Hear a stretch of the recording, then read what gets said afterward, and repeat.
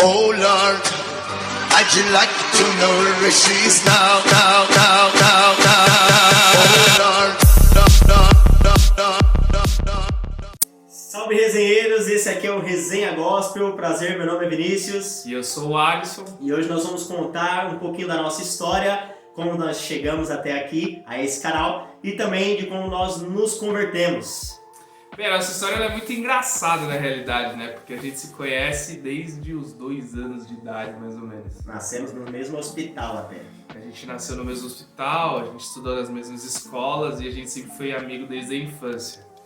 E por um grande momento a nossa vida ela foi compartilhada, né? Coisas boas e ruins que a gente fez ao longo do caminho até a gente conhecer a Cristo. E é uma parada muito louca porque a nossa conversão, ela foi uma conversão muito, eu acredito que foi muito diferente, né? Muitas vezes a gente chega na igreja com diversos problemas assim, externos, né, que a gente fala.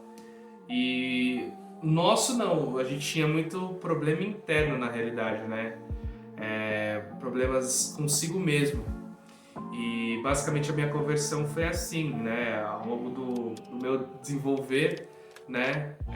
Eu tive uma namorada, que hoje é minha esposa. E essa namorada, ela era cristã. Né? Quando a gente começou o relacionamento, ela acabou se afastando dos caminhos do Senhor. Mas algo muito forte dentro dela ainda existia, né? E aí a gente teve um relacionamento, né? Um relacionamento muito maduro, inclusive, apesar de eu não ter os preceitos de Cristo na minha vida ainda, eu sempre fui um cara muito correto, muito honesto nesse sentido, né? E aí, com o passar do tempo, né, muitas coisas foram acontecendo na minha vida, muitas frustrações foram acontecendo na minha vida, e a partir de um momento eu decidi ouvir o convite dela, né? Ela sentia essa vontade de voltar para os caminhos de Deus, ela sentia essa necessidade de voltar a ir para a igreja. E aí um parêntese à parte, né? Tinha uma igreja que eu já tinha tido a oportunidade de conhecer quando criança, que eu gostava bastante. E aí eu falei, cara, você quer ir numa igreja? Beleza, a gente vai, só que a gente vai nessa igreja aqui. E eu levei ela para essa igreja. E foi tremendo assim, né? Eu lembro que o pastor na ocasião fez a oração do apelo e toda vez que eu ia nessa igreja eu aceitava Jesus. Eu acho que eu sou um cara que aceitei Jesus umas 50 vezes, assim. Eu sabia o que eu queria, eu só não entendia ainda o que aquilo representaria na minha vida, né? E aí, depois de algum tempo, eu novo, né? Nós somos novos, eu ainda tenho 25, ele 24. Por volta de uns 19, 20 anos, eu já tinha praticamente alcançado muitas coisas assim que as pessoas elas falavam para mim que aquilo ia trazer felicidade para minha vida, né? Então eu já tinha oportunidade de ter uma moto, eu já tinha oportunidade de ter um carro, eu já tinha dado entrada no meu apartamento, eu já tinha me formado, estava num emprego legal, numa empresa muito bacana, só que eu era totalmente vazio e infeliz. E aquele vazio ele ia consumindo a minha vida de um jeito tão ruim que eu não sabia exatamente como aliviar aquilo que eu sentia, sabe? E aí, obviamente, como qualquer pessoa do mundo, eu busquei em soluções que não me preenchiam, então eu bebia, eu saía, né? Eu fazia coisas que eu acreditava que também pudessem trazer essa felicidade, mas que nunca me trouxeram. E aquele sentimento de vazio, ele sempre se mantinha. E eu olhava para a minha vida e eu me cobrava muito porque eu me sentia ingrato. Eu tinha tudo e ao mesmo tempo eu não tinha nada, porque eu tinha uma oportunidade de vida legal, só que eu não era feliz. E a partir do momento em que eu comecei a frequentar essa igreja com ela, né? Nós fomos num culto, fomos em outro e eu sempre fui um cara cheio de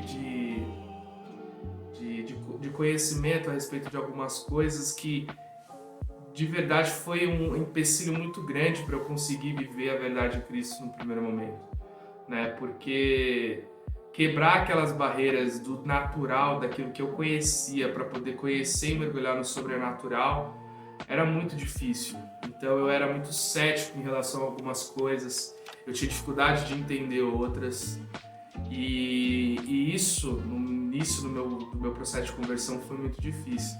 Até o momento que, depois de algum tempo, e aí hoje eu sei que foi o Espírito Santo, mas em um desses cultos que a gente estava, eu senti muito forte no meu coração de que eu tinha a responsabilidade de trazer a minha esposa, né, que na época era namorada, de volta para os caminhos do Senhor.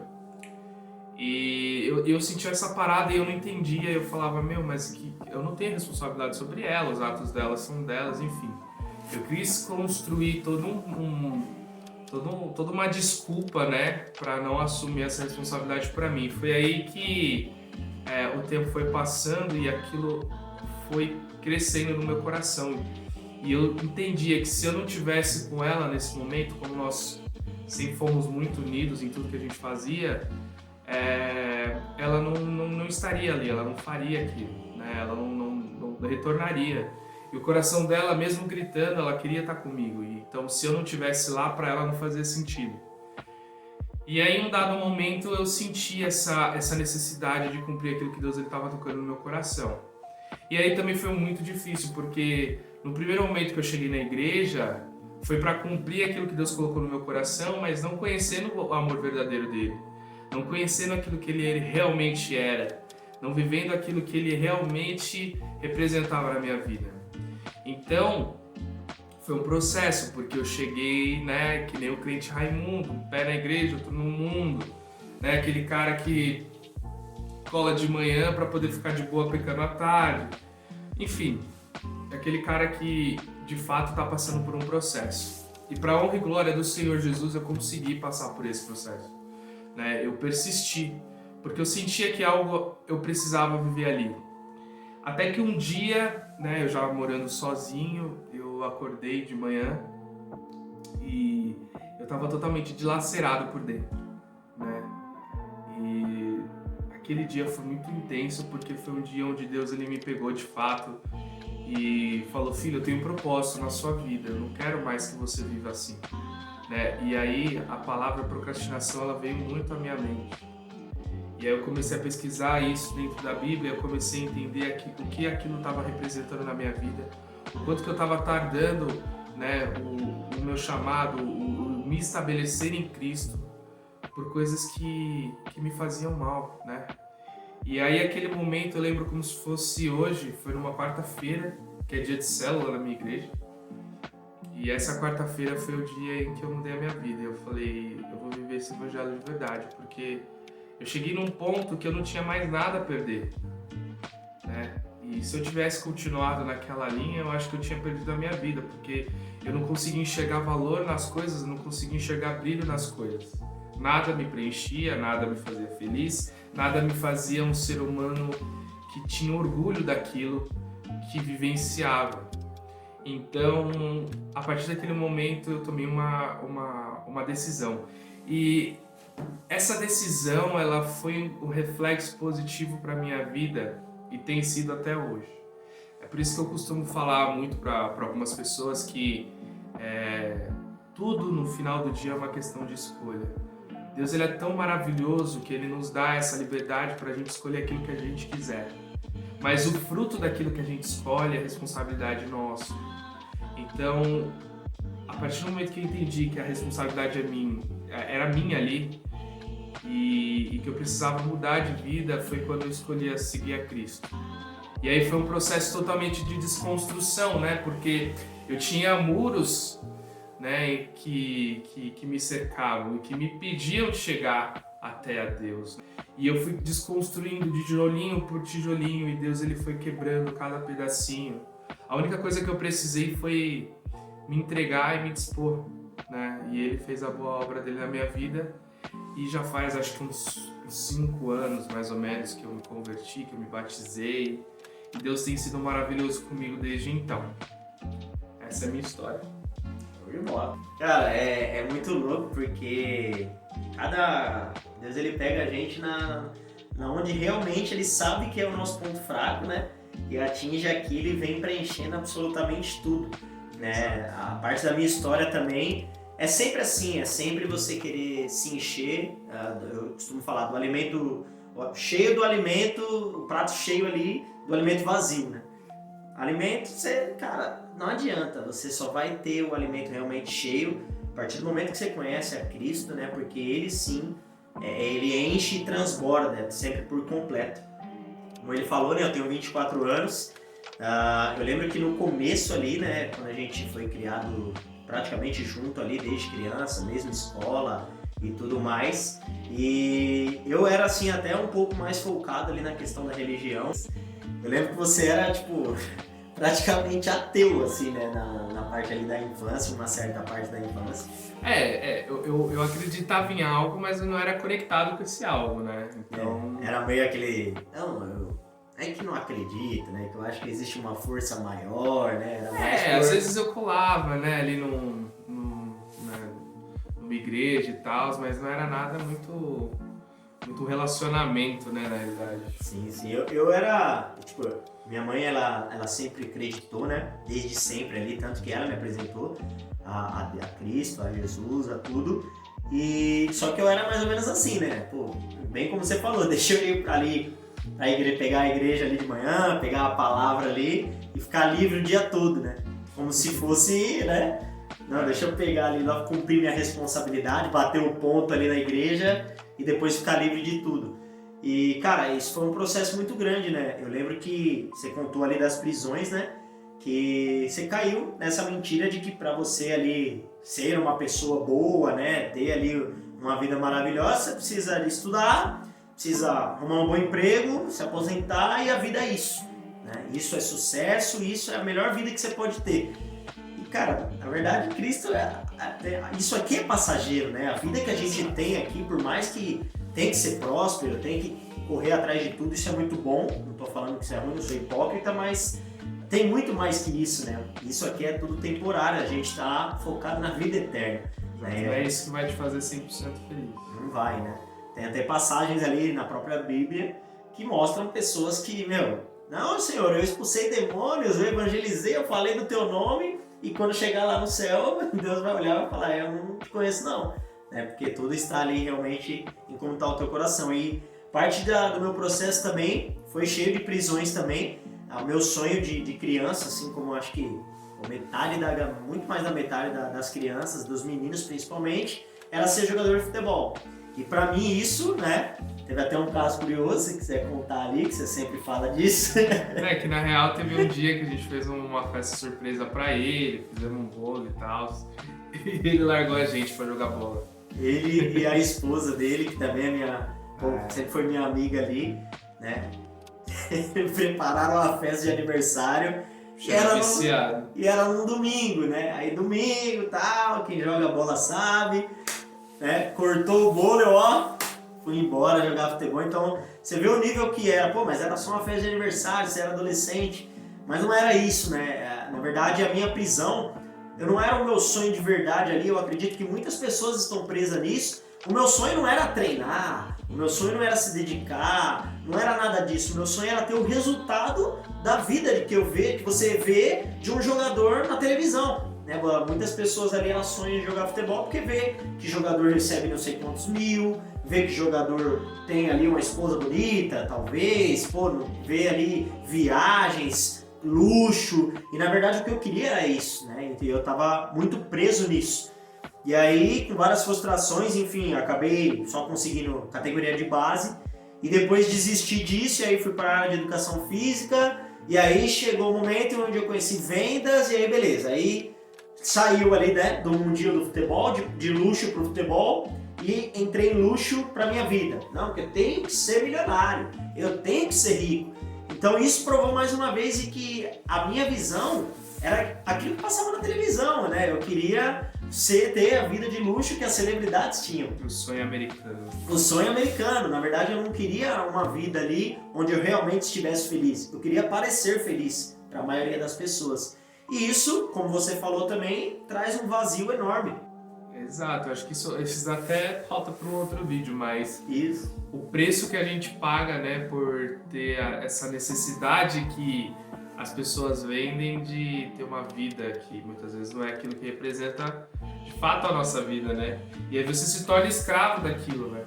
Você se torna escravo daquilo que você adquire, e não o contrário, você não usufrui aquilo que você adquire. E é muito louco isso, né? Porque, tipo, você acaba se tornando refém, né? Refém de uma situação, refém de um... E aí a gente vê nas redes sociais muitas pessoas assim, inclusive, que estão completamente vazias, mas vendem uma vida perfeita, e quando a gente vai chegar lá, né, muitas vezes você não entende porque tal influencer terminou o casamento, poxa, mas aquele casal parecia tão feliz, e na realidade aquilo que eles vendiam não é de fato aquilo que retratava no lar deles, né? Tá cheio de gente, eu já fiz muito isso ali, de não tá bem ali 100% na verdade, e pô, gravar a história ali rindo no Instagram e querer parecer feliz, né? Necessidade de mostrar pro outro que a tua vida é muito boa. E a gente tem que tomar muito cuidado com isso, porque, meu, a maldita ali da depressão, ela é muito se dá também por comparações, né? Por você olhar e falar, pô, eu queria ter uma vida assim, por que pra mim não dá certo? E a vida virtual, a vida do Instagram, a vida das redes sociais, ela não tem nada a ver com o que a pessoa realmente é, o que ela realmente passa. E eu lembro que uma das prisões minhas era essa, eu precisava ser igual às pessoas, ou mais do que as pessoas, né? E, cara, e aí você disse, né, pô, me envolvi ali com questão de bebida, às vezes ali, né? Vou beber pra esquecer meus problemas lá, né? Aquela parada de, pô, eu tenho que esquecer, hoje eu vou sair pra esquecer. Esquecer o quê, cara? Você não tá contente com a tua vida. É só... Não tem outra explicação, né? E depois que acaba o porre é 2 vezes pior, né? Porque tem a dor da vida e a dor do porre, né? Porque é um saco ficar de porre. Exato, né? Você fala assim, pô, minha vida tá uma droga. Então eu vou sair, eu vou beber, eu vou me drogar pra eu esquecer. Aí quando passa a brisa, aí você tá com a vida pior, né? Porque você ainda agora, além de tudo, você ainda tá sem dinheiro, porque você gastou tudo. E tá ainda de ressaca, tá zoado, né? Tá o rei do camarote, né? Ele tá todo zoado. Então era realmente isso. A minha questão não era muito... nunca fui viciado em drogas, em bebidas, em nada. Só que como eu idealizava o sonho americano, eu tinha que estar com uma mulher mais bonita, e a minha prisão era essa, né? Era o tempo todo atrás disso, né? Atrás ali de fornicação. E, cara, isso traz uma malignidade pra tua vida, isso traz um vazio. Porque beleza, cara, é legal quando você tá lá com a menininha, né? As meninas aí, quem tá lá com o menininho, o mais bonito da festa, é lindo. Mas depois, quando você deita a tua cabeça, o que você sente? Né? Eu lembro que eu sentia. Eu lembro que eu deitava a minha cabeça e pensava, o que eu tô fazendo da minha vida? E chegou um certo momento que, até ali depois de conhecer a Cristo, né? Que a gente fez uma reflexão, pô, por que as pessoas falam que estamos na igreja, então nós estamos presos? A gente não pode fazer isso porque a gente é da igreja, né? Como se nós não vamos pecar porque o pastor não pode saber. E na verdade não. A conclusão que a gente chegou era o seguinte, né? Eu, antigamente, quando eu não conhecia Cristo de verdade, quando eu não seguia os princípios, cultura do reino, eu estava preso nisso. Eu estava ali, pô, caramba, eu quero parar com essa vida. Isso eu sei que está me fazendo mal. E eu não conseguia. Então, na verdade, se eu quisesse escolher largar tudo e seguir a Cristo, eu não podia. Hoje não. Hoje eu sigo a Cristo porque eu quero. Eu sei que me enche por completo e me transborda, né, a presença dele. E se eu quiser voltar, eu posso? Posso, mas não me convém. Né? Então, agora realmente eu sou livre para fazer o que eu quero, mas nem tudo me convém. Exato, né? A pior mentira que a gente coloca na nossa mente, né? E muitas vezes o inimigo coloca na nossa mente, é de que o pecado, ele é a libertação, né? Só que, cara, é mentira isso. Porque é que nem aquele post, né, do cara lá, putz, eu não sou viciado, mas eu fumo 10 anos todos os dias. Tipo, você é um viciado, entendeu? Só que você não reconhece isso pra si. Muitas vezes a gente tá tão mergulhado no pecado que a gente não reconhece que aquilo é um pecado. Normal. Pô, mas não dá nada, né? Eu não faço mal pra ninguém. Como assim, cidadão? Você não faz mal pra ninguém, você faz mal pra pessoa mais importante, que é a si mesmo. você se mata, você se ilude, você se frustra, né? E aí a gente se torna escravo dessa situação, né? E com Cristo não, com Cristo é diferente, a porta está aberta. Se eu quiser acessar essa porta, eu tenho plena autonomia. Se eu quiser sair, eu tenho plena autonomia, né? Ele nos dá essa liberdade de escolha. Por isso que a gente fala que quando a gente encontra Cristo, nós verdadeiramente somos livres. Porque a partir do momento que a gente vive uma vida com Ele, a gente se liberta. As correntes, elas já não estão mais nos prendendo, né? O que você quer para a sua vida, né? O que você vai semear para a sua vida para poder colher no futuro? São coisas que de fato vão solidificar a sua vida, uma estrutura, né? Ou não? Exato, então essa questão de escolha ela foi realmente ali o momento onde eu tive um encontro com Deus ali verdadeiramente. Essa vida de vazio não se sustentava, é a casa ali que não estava firmado na rocha. E aí um certo tempo, cara, desesperado ali, eu não sei o que estava acontecendo. Eu estava dentro do metrô e do nada eu começo a chorar assim incansavelmente. E foi um momento ali que eu falei, cara, o que está acontecendo comigo, né? Por que eu tô chorando desse jeito, chorando sem saber, um desespero assim? Aquela tristeza que não dá conta, né? A tristeza do quê, né, cara? A minha vida tá tão boa, tenho um trabalho, né, tô ganhando bem, enfim, o que tá acontecendo? E aí eu desci ali, eu lembro que eu desci do metrô ali na Estação do Brás, cara, eu só sabia sentar no chão e chorar, e ali foi um momento que veio na minha mente, eu disse, Senhor, manda um anjo, não sei mais o que fazer, né? Não sei o que está acontecendo, eu preciso parar de chorar, eu quero ir para casa, só quero sair, né? E eu falei, cara, como assim? O que está acontecendo? E aí eu lembro que uma menina assim apareceu do nada, eu nunca vi essa menina na minha vida, e ela disse, você é amado por Jesus, né? Para de chorar, eu deveria ali seguir o meu caminho, mas o Espírito Santo me incomodou, né? Para eu estar aqui dizendo que Jesus te ama, Ele morreu por você há mais de 2000 anos atrás. E aí, aquele momento... Atenção, viu? Se seu amigo está tentando te evangelizar, falar do amor de Cristo, ouve. Porque muitas vezes é o próprio Deus falando com você e você negando aquilo. Tem até uma historinha muito parecida com isso, né? Que aconteceu, que foi justamente isso. Eu olhei, eu pedi um anjo. E aí a gente imagina mesmo que vai vir um anjo, com asas e tudo. Né? E naquele momento que eu pedi um anjo, verdadeiramente, Deus usou a vida daquela menina para me dizer isso, que tinha alguém que morreu por mim, para me mostrar ali o quanto eu era importante. E foi um momento que eu falei, cara, tá aí, o sentido da vida não é o lado financeiro, não é o lado de sucesso de Hollywood, do sonho americano, não é nada disso, cara, é seguir a Cristo e as demais coisas são só demais coisas, né?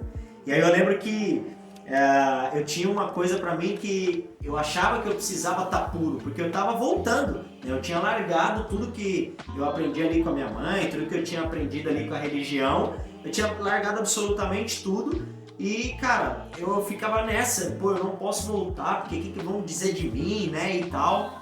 E aí, eu preciso estar santo, eu preciso estar puro. Cara, se você acha que você precisa estar santo para entrar na igreja, experimenta ver quem é que tá lá dentro. Tá todo mundo querendo ser tratado. Exato, a igreja é um hospital, né? Tipo, todo mundo que tá lá, desde o pastor, a pessoa que chegou hoje, são pessoas que precisam ser tratadas, são pessoas que são testadas a todo tempo, né? E muitas vezes a gente já cai nessa armadilha de acreditar, não, porque eu tô zoado. Aquilo que ficou, ficou. Cabe a você ter sabedoria e discernimento de deixar essas coisas para trás a partir do momento que você se posiciona. O quão importante é a gente abrir mão de algumas coisas a partir do momento que a gente segue a Cristo. E não é por uma questão de alienação, né? Porque tem muita gente, muito fariseu por aí que vira e fala, não, mas estão fazendo lavagem cerebral, né? Quem você acha que você é para poder agora querer julgar? Cara, não é uma questão de julgar ou não é uma questão de lavagem cerebral, não, é uma questão de posicionamento. Muitas vezes dói, porque você precisa deixar coisas que você ama para trás, pessoas que você ama para trás.